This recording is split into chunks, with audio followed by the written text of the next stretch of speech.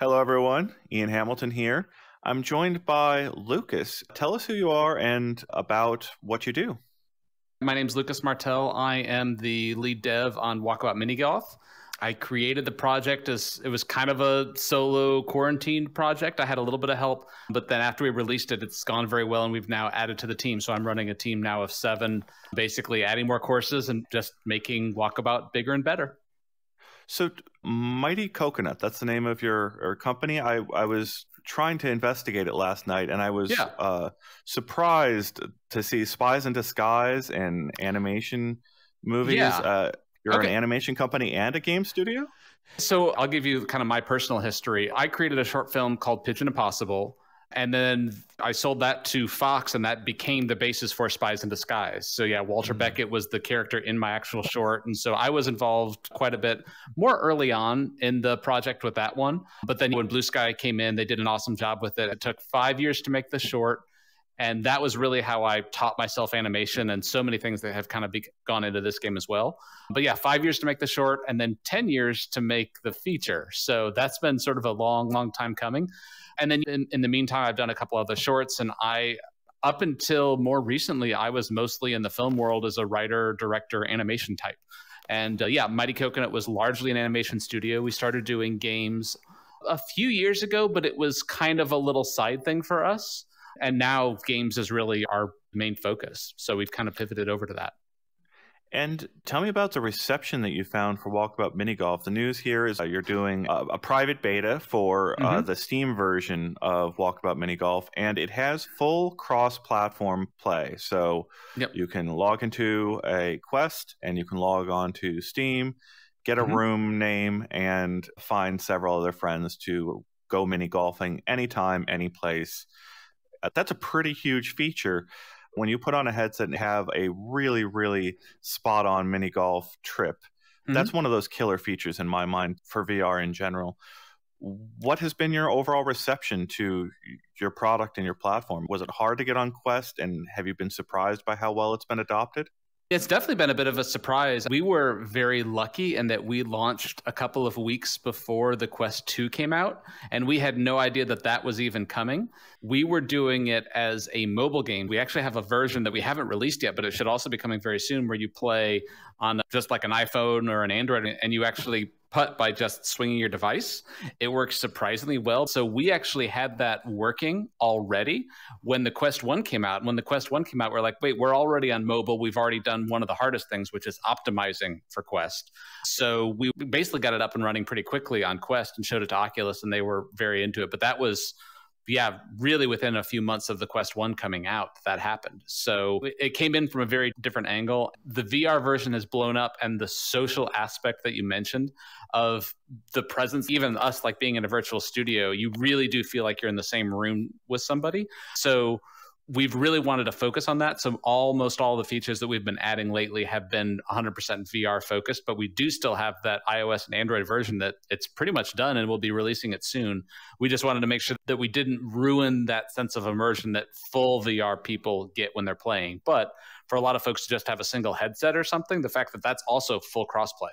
So you can have 3 people on a phone and 1 person in a headset all playing the same game at the same time. I'm trying to wrap my brain around how that will work. I can't wait to see how that crossplay will work with a phone. Do you overlay the augmented reality, or how does that work? Really, it's more like some people have called it monoscopic VR. We're using the AR tracking to basically give us a single 6-off window. It just happens to be with golf, you only need 1 controller, so your putter is attached. You're looking through your putter essentially. So after you putt, you kind of have to look up to follow it. We are technically using all the AR features of under the hood, but we're not actually showing any of the camera feed unless it loses tracking or something like that. That's wild. I can't wait to try that cross-platform play. I've also been surprised you've been adding a lot of updates. You've been pretty regular with the changes. Tell me about how much you've added since launch and what your plans are for the next 6 months after you get the Steam version out there. We originally launched with 4 courses They also had their hard modes, but since then we've added 3 more courses. We added the flyabout update, we added smooth locomotion. There was a lot of under the hood stuff. Like there was a lot of work that was done where we kind of had to rewrite a lot of the architecture in order to make it so that you can basically leave a game at any time and come back in and it still remembers where you were at and knows if you were in that same multiplayer session. So there was a lot of those quality of life things that it became clear we needed to do because games with 4 or even 5 people were sometimes going like an hour of people in there. And so the odds of someone setting down their Quest to go to the bathroom or something like that and it disconnecting, there was a lot of that sort of stuff. Fox hunts were also a big one. The fox hunts that you can do in the hard modes to collect the putters were also something that was all new. Music has been added. We've been very aggressive, adding more stuff. And we're planning to do 1 more course. So the base game is going to have 8 courses. And then we are going to start doing some DLC. The first DLC is looking really good, and that it's going to be 3 courses. We're not quite ready to announce exactly what that is yet. People have been saying, yes, we want more courses. And so we feel like the best way to keep giving that to people is to sort of like, okay, we could start doing small DLC packages basically. So those who want to keep adding more courses and keep playing new mini golf courses can do that. How big of a launch do you expect SteamVR to be for being able to connect across devices? I don't really know because I've never even done a Steam release before. I have brought in a friend of mine's company, Farbridge, who's done a lot of Steam work. So they're actually helping with the port, also just making sure all the different devices and all that sort of stuff works. It does seem like that the Quest seems to be the most popular headset by quite a large margin at the moment. We also launched Walkabout, and there wasn't a whole lot of marketing behind it. It was very difficult to get people to get super excited about a mini golf game until some people got in and played it, because that social aspect that you're talking about, just like how fun it is to sort of have that shared space. And it's a very simple game, but it's all about the nuance of getting the physics just right, getting the course design to be just really, really nice. A lot of those factors meant that it was a relatively soft launch on Quest. Now I feel like there's a lot of people who have been playing on Quest, who have friends who are playing it, but they are wanting to get it through Steam, so they've been waiting. I think a lot of it just comes down to that, is sort of like how many folks are actually wanting to come over from the Steam world who've been seeing people playing it on Quest. Are you looking at PlayStation as well? We are. I can't commit or say anything too much, but we're actually looking at several other platforms. The iOS and the Android thing is already out there, but we're looking at some other VR options as well. I'm blown away by the onboarding experience, being able to select the courses, back 9, front 9, get in there really fast with another player. Mm-hmm. I guess I'm surprised that this is your first VR game. Is that right? Yes. Yeah, I guess it is. There was another game that I had kind of started playing around with, but we didn't actually release that. It's actually something I would like to get back to once this feels like it's up on its feet and all the new courses and all the new features and stuff are sort of like, once that's in a bit more of a groove and the team is able to sort of handle that and I'm able to step away a little bit from it. This is really the first game other than the 2 mobile games, 57 Degrees North and Laser Mazer. Both of those are sort of like AR, VR adjacent, though. 57 Degrees North actually was one of the old mobile VR things, and Laser Mazer actually won an award at Indiecade Europe, but it was built off that same phone thing that I was talking about, but you're actually physically walking around in the real world dodging lasers. But it's a very physical game that you need to have a very large like outdoor space ideally in order to play it. So it's all sort of like VR adjacent stuff that we've done. Do you have a time frame for how far off the iPhone or app version release will be? We haven't announced anything yet. We're actually kind of looking at timeline now. It's like 95% of the way there. It's just those last few little things that we need to get the Steam version out so that we can fully focus. Because we are a very small team, it's difficult for us to do more than a couple of things simultaneously. So I think once the Steam VR version is out, that will likely be the next thing that we really sort of sink our teeth into. So I don't have an exact time frame, but we're looking at getting it out this year sooner than later. You've got some design choices in Walkabout that I think are really interesting. It's one of the few games that you can play with one-handed. You've also got a very interesting use of the buttons on the controller to be able to teleport. Then there's that feature where you've got a sort of a Easter egg hunt on your courses with the hidden balls everywhere. And you can press the down stick on the controller to basically vacuum up the ball wherever it's hiding. And it's kind of like an Easter egg hunt in there as well. How did the fox hunt treasure hunt feature and the ball hunting feature, how did those come about?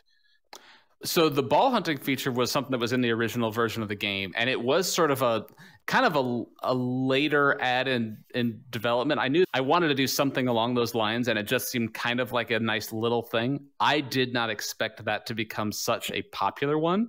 We do kind of have a roadmap on our Discord of like all the other things that we want to add, but I do think that just in general, a big part of mini golf and our game, yes, you're playing mini golf, but the environment that you're in is also a really big part of the feeling and just the whole experience. So we wanted to find ways of taking advantage of this whole world that we're creating that is largely set dressing. So having lost balls, encouraging people to get out and sort of explore this wider sort of course. The fox hunts actually came out because Henninkachi, who had actually taken over a lot of the level design for me, he actually has a game that he's been working on for a while called Fox Hunt.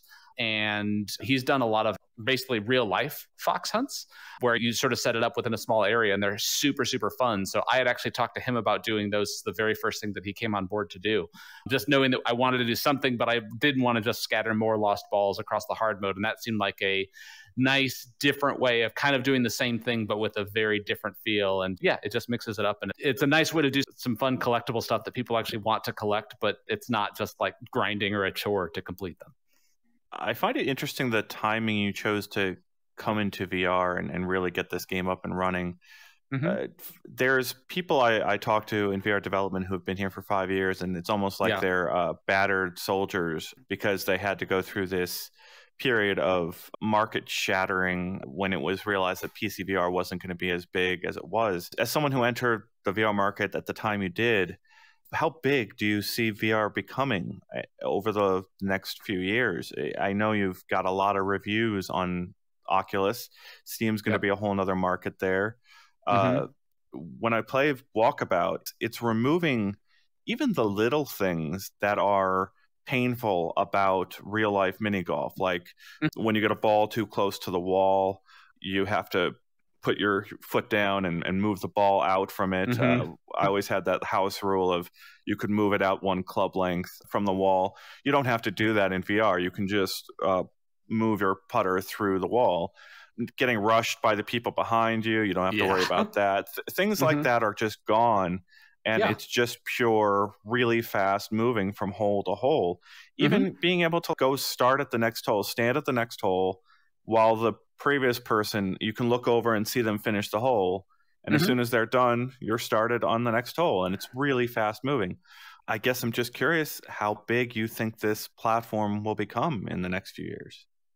So on the mini golf side of things, then I'll jump back to VR. I've played a lot of real life mini golf, and especially lately, I hate to sort of like knock real mini golf, but one of the things that always frustrates me, unless you're playing on an amazing course, it always feels a little random because the carpet is never quite smooth enough. And there's all these little just like rocks and little things that sort of muck it up for you.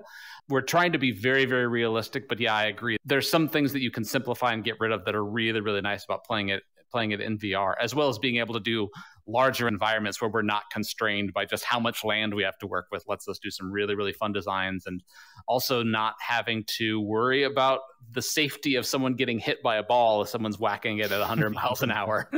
We get to do some hole designs that you could never do in real life for that reason. As for the VR side of things, I definitely think it feels like we are at a tipping point. I think definitely the Quest 2 is one of the things that really sent it over the edge. We have been seeing a lot of people so that they've picked up Quest specifically because I think that Walkabout is a really good intro game for a lot of people. We even have a lot of folks in their 80s and 90s who have played with their kids or grandkids. They happen to have a VR headset. They put it on, played it, and then they went right out and got one. It's a comfortable experience because although we do have smooth locomotion and flying, you don't need to do that. It's a natural movement that you don't have to teach someone how to play. Like they understand what golf is and all you have to do is swing your hands. You can really play it with just a single trigger. I feel like this is a very good intro game for a lot of people, but it does have that element of once you get into it, it's also easy to pick up, but difficult to master. So we've got some people who have really spent a lot of time perfecting trick shots and just like really mastering the nuances of every course. Inter Princess, one of our regulars, has some amazing guides where he breaks down the strategy of each course and analyzes the different routes and a couple of trick shots and different things like that. It's so much fun to see people take the courses that we have designed and find out things about them that we didn't even know were there, because a lot of times some of those trick shots weren't intended. It's just something that people found. One of the features I love that it was eye-opening the moment this happened, when I realized the club length dynamically changes based on how close down to the ground you get. So you can have a super long club or a very small club if you really want to get down there. That's a really, really cool feature. But also missing the weight of a real club. Have you explored accessories for the controller? There's actually several accessories out there, and it pretty much works with all of them. We're going to be dialing in a couple of things to just allow things to visually be a little better, because a lot of them will put the controller a little bit further away from where you're holding it. So we have the angle control in the menu specifically for that, so that you can adjust to make sure that it lines up with your putter. There's a couple of visual things we could do, but I will say that playing with the weighted accessories that are cross-compatible with pretty much all the other golf games that are out there, that really does address exactly what you're talking about in terms of like the weight, even the vibration that you get, because the way the controller vibrates and sort of sends that up the putter shaft, it feels amazingly realistic. For people who are really, really into Walkabout, just like VR golf in general, picking up one of those putter accessories is a really nice thing to do. Given that you've got crossplay enabled, it's very important that it's the same experience across devices. But I also have to ask, is there anything different about the SteamVR version? Are you able to do anything with PC power that you can't do on a Quest? We've already had the Rift version out, so it's really going to be the same as the Rift version. And we do turn up some rendering settings and we do improve the visual overall, but we have not gone through and sort of like really changed the underlying assets. It's still essentially sort of what you're seeing there with the low poly look. We've opted to hold on to that just because we would much rather make more courses than basically spend 2 or 3 times as long doing multiple versions of the same course for different platforms. So really, fundamentally, it is going to be pretty much the same experience regardless of what headset you're playing on.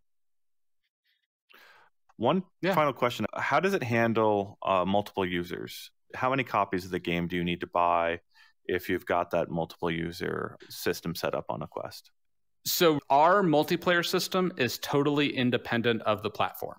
So like on Oculus, if you've got 5 people who are all on the same account, and they could basically all play together. So the only limitations would be whatever the platform limits you to.